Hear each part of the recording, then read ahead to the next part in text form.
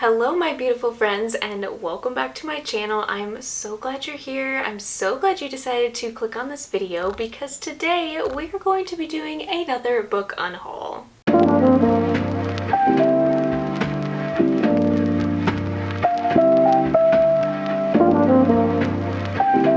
So because I am about to do a massive bookshelf organization video here within the next month, I thought what better way to narrow down the books I actually own than to do a book unhaul. I feel like there are so many books that have been sitting on my shelf since the beginning of time, since I first started just my Bookstagram, and that means they've been sitting on my shelf for 4 years at this point. Still have not read them, and I think I just went a little bit crazy in the beginning, and I've held on to these for so long because they're fantasy books and they've been talked about a lot in the community and I feel like I may like them, but there comes a point where you just have double the books then you do your shelf space, and that's going to be a big problem when I go to organize. So there is a pretty big stack here that I'm going to be unhauling. They are books that I've read and just didn't care for, or books that I don't think I will ever read, or maybe I'll just read them on audio. They're books that I just don't think I will reread because I'm not a rereader typically. There's absolutely no reason why I need to hold on to these books just because I may feature them in a video, or possibly one of my friends or family members may want to borrow it. So obviously, there is no rhyme or reason to why I'm getting rid of these other than the fact that I have zero shelf space. You guys have probably seen on some of my live streams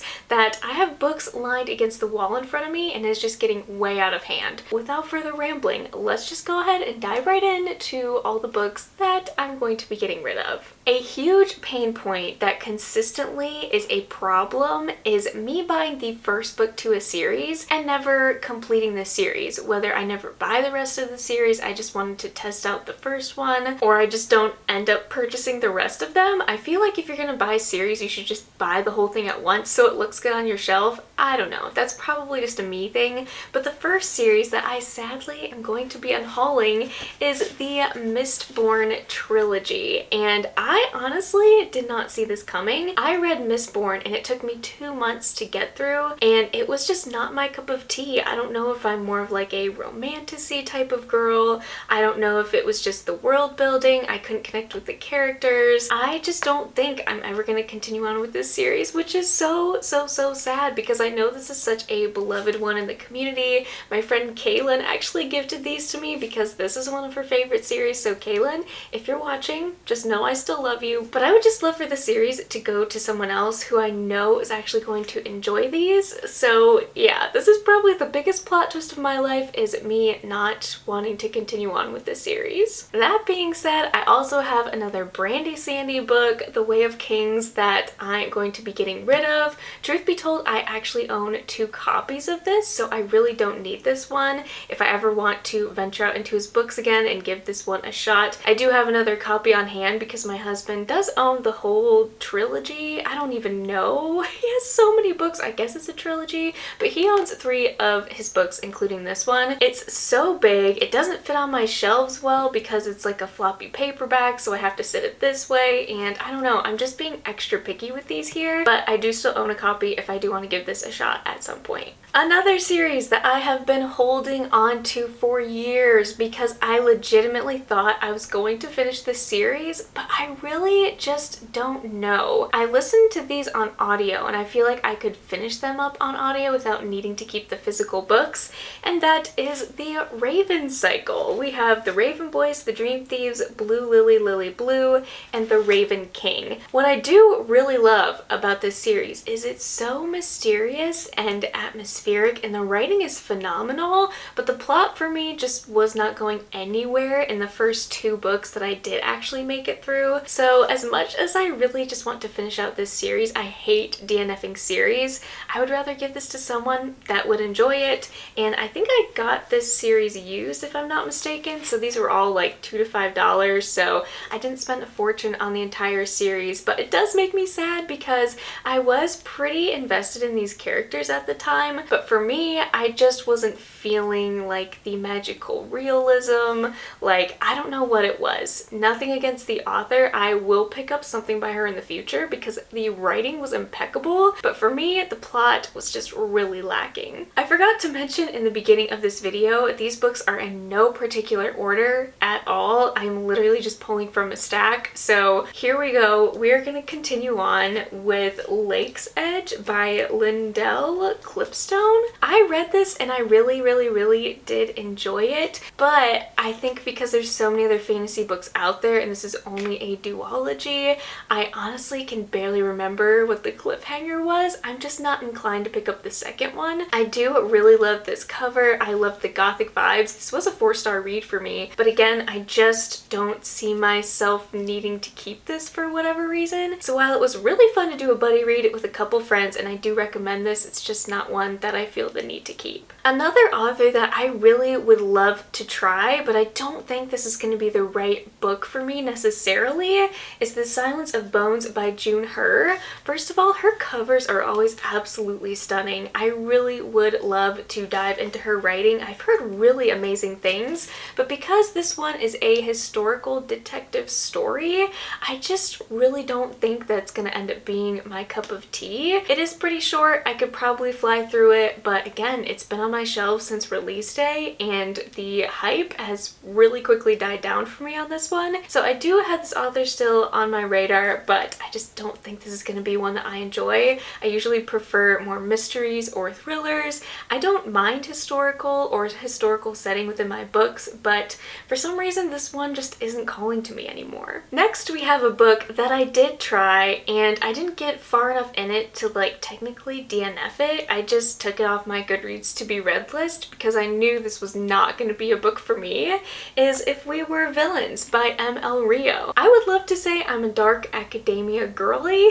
but to be honest, I don't think that's what this was. It's basically a murder mystery following like Shakespearean students, and their language and the things that they talked about and how they talked was so aggravating to me as someone who isn't a huge fan of Shakespeare. I haven't read a lot of his works. I did back in high school, maybe some college. This was just not what I thought it was going to be, but every time I look at this book, it just does not spark joy for me, and I know that it's not going to be high up on my list, so why hold on to it any longer? The next book is Daughter of Smoke and Bone by Laini Taylor, and I love Laini Taylor. I absolutely adored Strange the Dreamer, which is why I've held on to this for so long, but truth be told, I only have the first one in the series, which is annoying on the shelf, but also this cover I think is horrendous. I am not a fan. In comparison to the new cover redesigns that they have, I would much rather have those, so I think I am going to unhaul this one. I got it used at a bookstore. You could probably tell the pages are just very yellow. I don't even know if they print these like original hardbacks anymore, but personally, if I'm going to own this series and love it, I really want it to be a cover or an edition that I personally would love to keep in my collection. So there's no other rhyme or reason to getting rid of this other than I would prefer a different edition. I feel like that's how most of us book nerds are, is if we're gonna own a book, we want it in the edition we want it in, whether that's UK or US. So this is just one of those cases for me. Speaking of wanting a different edition, that also goes for my edition of The Night Circus. I got this forever ago for like $3. It is absolutely peeling apart. Like the film on top or the lamination is peeling. This looks really grungy. You probably can't tell on camera, but this is just not my favorite edition. I would really love, I think there's one with like a white die cut over top. It looks absolutely stunning. So the day that I finally reread one of my favorite books, I'm just gonna go ahead and buy that one that's a little bit put together better. It's a hardback and it's just a stunning edition. So I think I am gonna be getting rid of this one because yeah, it's just not looking too hot, and this is one of my favorite books, so I really want something that is going to look really good on my shelf. Then we have The Witch Haven by Sasha Payton Smith, which I actually never finished. I bought this, I think, release day, and I don't know what it was. I don't know if just other books were distracting me, and I never got around to finishing this, but I believe it's a duology now. I know the second book is out, but it just wasn't what I was hoping for. The synopsis sounds great, but the academic, like, witch part just was kind of non-existent. The mystery was good and intriguing, but it's just not one that I see myself, like, picking up again. There's so many other spooky witchy books out there, and this one is just not top priority for me. Another book that is the start of a series where I think the second one is out at this point is All of Us Villains by Amanda Foody. I did not care for this one as much as I thought I was going to, because everybody said it's like Hunger Games with magic, but it was almost too close to the Hunger Games where I just couldn't unsee or unread the Hunger Games as I was reading this. The premise was really great, but I will say there was a lot of characters to keep track of, and I just don't see myself continuing on with the series. So I know my sister really liked this one, so maybe I will give my copy to her. But it was a fun time, it was good, but if I do want to read something that's like the Hunger Games, I'm just gonna read the Hunger Games. Another book that I feel like is going to be a polarizing opinion here is The Inheritance Games. I did read this, but I also can't tell you a single thing that I remember about it, so I really don't think I'm gonna want to own this series. I may finish it up on audio. Like I said, I don't have a desire to own the full series, so I would rather just, again, give this to someone that I think would enjoy it so much more than I did. Another book that's been on my shelves since the very beginning of time is Crown of Feathers. I still haven't felt inclined to pick this one up, so I do think I'm going to get rid of it. I have heard really great things about it, but I'm also just sick of looking at it on my shelves, and it's haunting me because I still haven't read it. I don't know what it is about this one, but it's just not calling to me, and I just don't think I'm ever going to get around to it. But if you guys have read it, you can definitely change my mind on that. Next up, I have a middle grade called Doll Bones by none other than Holly Black. That is the biggest reason why I picked this one up, because I love Holly Black, but year after year I say I'm gonna read this and then I don't end up reading it. And I also don't often read middle grade anymore. I think that's the biggest reason why I think I'm just gonna pass up on this one, because I also haven't heard a lot of people talk about it. It looks creepy, it looks fun, but I have no idea when I'm gonna read it, so it's just time to say goodbye. The Bone Witch is one that I have heard very mixed reviews about, and I think that's why I haven't read it for the 4 years I have owned this book. So I think it's time to give it up and just realize I'm probably never going to get around to this one. It does sound super creepy because I think our main character is like a necromancer. I may end up holding on to this one for spooky season, I have no idea, but there are just so many fantasy series out there that I am way more interested in right now. Next, I have The Companion by Katie Allender. This is one that I was hoping would kind of blow up because it sounds really good. It's about a troubled orphan and some creepy things start happening or start going on. I've held on to this one for years, thinking every single spooky season it's finally going to be the year, and it does have pretty decent reviews, but I've also never seen this author come out with anything else, so I don't know what to do about this one. And there are a lot of other witchy books that I prefer, especially in the fall time, so I think I'm gonna pass on this one as well. I have The Nature of Witches by Rachel Griffin, which is absolutely stunning. It pains me to get rid of this because it's so beautiful, but unfortunately the story was just very flat for me. I do remember really loving the male love interest character. Other than that, I have no recollection of the plot. I do know the writing was good and the atmosphere was great, but gosh, there's just so many other witchy cute books or witchy, I don't know, books that I just prefer to read rather than continue on with this. I think the second one is already out or came out last fall. It's just not one that was personally for me. I also have The Four Dead Queens by Astrid Skolt. or Schulte. I'm not exactly sure how you pronounce her name, but I do know I have an interest in reading her books because there's one, I don't think it's The Prison Healer, but League of Prisoners. I just know that I'm super intrigued by this author. I feel like she writes very dark young adult stories and it sounds like a plot I would really enjoy, but I've held on to this one for literal years thinking I'm gonna read it and it just never happens. I have Killers of a Certain Age, which I recently read, and honestly it wasn't my favorite. It was more of a 3-star read for me. The beginning started out really strong and the humor was great, but then we kind of lost that near the end and I didn't really care for the plot, didn't really connect with any of the characters, but I did love that they were a little bit older, which I think made it more humorous, but I wanted more of that humor and I wanted more from the story. I really would love to pick up her, I think, Veronica Speedwell series. I feel like that's a series that I could really get into,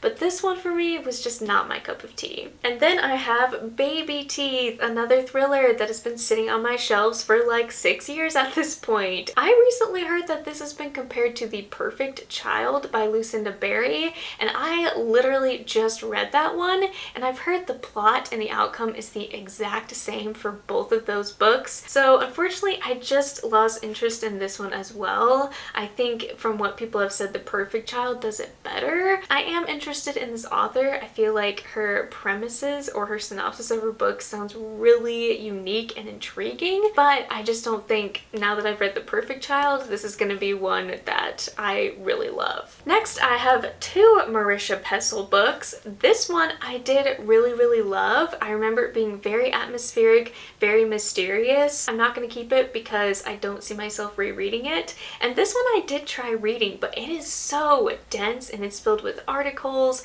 It's more of a detective story. But if I am going to recommend a Marisha Pessl, it's definitely going to be this one.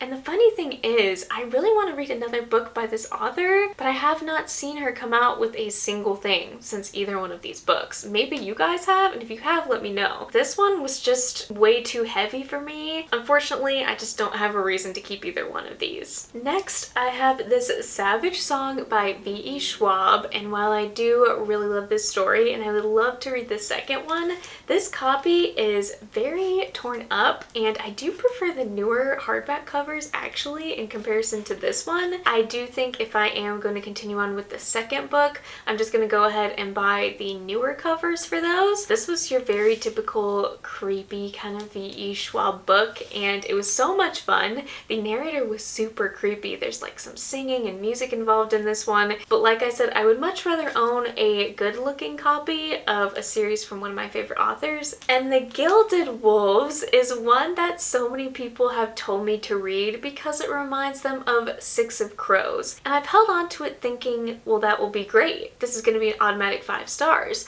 But the longer I sit here and think about it, I feel like it's not a good idea to read this one because I love Six of Crows so much. Nothing is ever going to compare, and this one is more historical. The same thing happened to me with All of Us Villains, is people said it was like Hunger Games but with magic, and if this is going to be like Six of Crows, I know it's just going to disappoint me because it cannot live up to the original. I do want to read The Last Tale of the Flower Bride by this author because I've heard her writing is really good. We are just going to try a different book by this author and hope that I will like that one instead. I also have Challenger Deep by Neil Shusterman that I've been hanging on to for so long because once upon a time I read the Scythe series and that was my favorite series of all time, and it still is one of my absolute favorites, so I thought I was gonna just binge the rest of his books, but unfortunately The Toll was not my favorite, and the plots of some of his other books just aren't as intriguing to me, and this one does sound good. I know it explores mental health, and I think it may even lean more on the side of middle grade if I'm not mistaken. I've had this for so long, and as much as I love Neil Shusterman,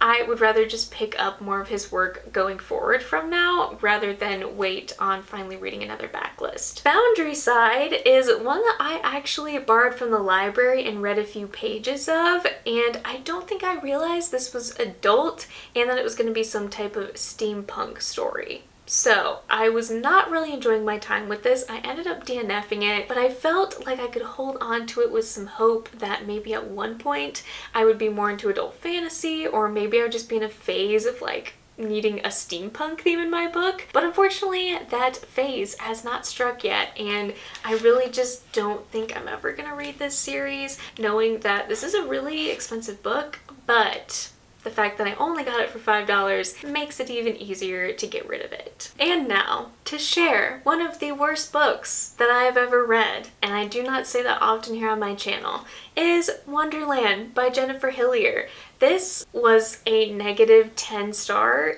I could have given it that. I really did enjoy reading it and discussing it with Gabby Reads for her book club, but other than that, I would have DNF'd from page 2. The writing was not great. The plot was not as horrific and fun of like this creepy carnival like I thought it was going to be, or a creepy amusement park. It just ended up being more of a detective story, which isn't my thing. None of the characters were likable. I won't sit here and ramble about it any longer, but that's not to say I'm not going to read another Jennifer Hillier, because I do own 2 of her other books. I just don't think this Backlist book was for me, unfortunately. Next, I have Sugaring Off, which was definitely like a cover buy for me. I actually got this from the publisher. This was one of those books that I was for sure was going to blow up, and maybe that was just being hopeful, and that's not to deter you from reading it, but I was just hoping that people were going to be raving about this one so much that I would read it eventually, but unfortunately that mood has not struck, and I've never read anything else by this author before. The cover is absolutely stunning, but it's just not one that I feel like I'm going to pick up because none of my friends have read it. It also sounds a little bit more of like a family drama, which isn't typically my cup of tea either. So as curious as I am about this one, I just don't think it's going to end up being for me. Next, I have My Grandmother Asked Me to Tell You She Is Sorry by Frederick Bachman, and do not get me wrong, I love a good Frederick Bachman book, but I've listened to all his books on audio and they've been super enjoyable that way. I love listening to more contemporary lit on audio, and I don't know when I'm going to get around to this one. I am very rarely in the mood for contemporary books, and this one does sound really sweet and really heartfelt and would probably make me cry, but I feel like my best bet is just going to listen to it on audio like I have with his other books. Another book that's more contemporary that I've held on to thinking that I'll be in the mood for it someday is Eleanor Oliphant. I really don't think that I'm going to end up liking this one. I could be completely off or completely wrong. I did buy this like 4 or 5 years ago, still have not picked it up. I've heard mixed reviews from friends, and if I ever feel the urge to pick this one up, I definitely think I would rather prefer listening to it on audio. I also have The Space Between Worlds, which really sounded cool in regards to parallel universe, but the more I was thinking about it, I'm like, Olivia, you are not a sci-fi reader, so I really just do not think I'm ever gonna end up reading this one. If it's good, please let me know. Because I own maybe 5 or less sci-fi books, I feel like that's a sign for me to just not buy anymore or not keep any more of them, so I think I'm gonna say bye to this one. I also have We Could Be Heroes by Mike Chen, which sounded super cool about average people having these superpower abilities, but it's one of those books that never blew up and I never heard anyone talk about it. So I got this from Book of the Month thinking it would be super good, but this is just one of those books where I don't know if I'm gonna like it because I haven't seen anyone I know read it, so I think I'm just gonna end up passing on this one as well. The next 2 books I'm actually gonna talk about together because I read both of them and I really liked both of them, but I ended up having 2 copies of each of them. That is The Soulmate by Sally Hepworth and The London Seance Society by Sarah Penner. Loved both of these. I do not have a reason to keep both of them. This is actually an ARC and I have a finished copy, so I don't need to keep this, and this is a Book of the Month edition, but I recently met the author and got like a actual finished copy. I would much rather own that copy than this one, so obviously I don't need to be taking up shelf space by owning multiple copies of books. Next is a middle grade book that I think I'm going to get rid of. I feel like I could be swayed to keep this, but because I don't read middle grade a lot, I think I'm just gonna pass on it is The Boy, the Bird, and the Coffin Maker by Matilda Woods. I think I've held on to it because it's really pretty. The only thing I know about this book is it's about a little boy that ends up making friends with a coffin maker. So it sounds cute, but the good thing about when I get rid of middle grade, I actually just give it to my younger sisters. So I don't feel like I'm giving this book up completely. I'm just giving it to someone that is actually in the age range that this was written for. Next, I have a Christmas book called The Valancourt Book of Victorian Christmas Ghost Stories, edited by Tara Moore. These are historical ghost stories. I did read the first one or two, but I just didn't care for it. I thought it sounded really cool to have, you know, creepy stories around Christmas time, and I thought they would at least be somewhat scary, but because these were written a long time ago, what was considered horror back then is not really considered horror now. So while this was cool to think about and it's a good idea, I just don't think this is gonna be one that I end up enjoying or picking up, and I'm also really bad with anthologies. The next graphic novel that I'm actually pretty sad to be unhauling is Creepy Cat, because this is actually a series that sounded so much fun.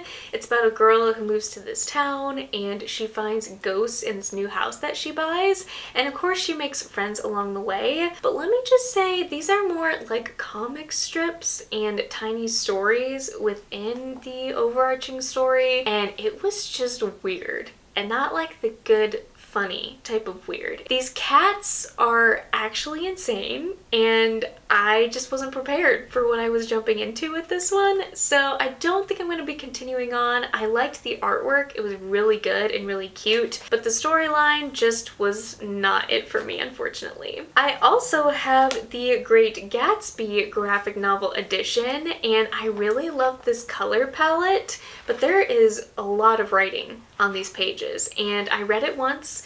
Don't think I'm going to reread it again because it's a classic. I would rather watch the movie or read the actual book. This just wasn't one of my favorite adaptations to graphic novels, which again, really sad and disappointing, but I did have a decent time while I read it, and the artwork is really fun, but I feel like this is just going to be one for like those die-hard Great Gatsby fans. And last but not least, I have Happy Sugar Life, which is a weird, dramatic, creepy, suspenseful manga that has a very weird, unlikely sisterhood or friendship. This book is just, I don't even know how to sit here and describe it to you, other than the fact it was too weird for me to continue. I knew where it was going and I did not like it. It put me in a weird mental state. I couldn't say I would recommend this series, unfortunately. Well, friends, if you have made it this far in the video, go ahead and leave me the moving box truck emoji in the comments, because we are going to be hauling out these books as soon as humanly possible. As you notice, there's some that I have just been keeping for years and holding on to, thinking that I'm gonna like it, but because my reading taste has evolved and changed so much, there's just no reason for me to hold on to them any longer. So I am sad to see some of them go, but I'm also super excited to get some of my shelf space back. It's gonna be so much easier when I actually go to organize. I'm feeling a weight lifted from my shoulders already, and I hope you guys did not get your feelings hurt in case any of these are your favorite books. But thank you once again for watching this video, sticking around. I love you guys so much. Thank you for supporting my channel as always, and I will see you in my next bookish video.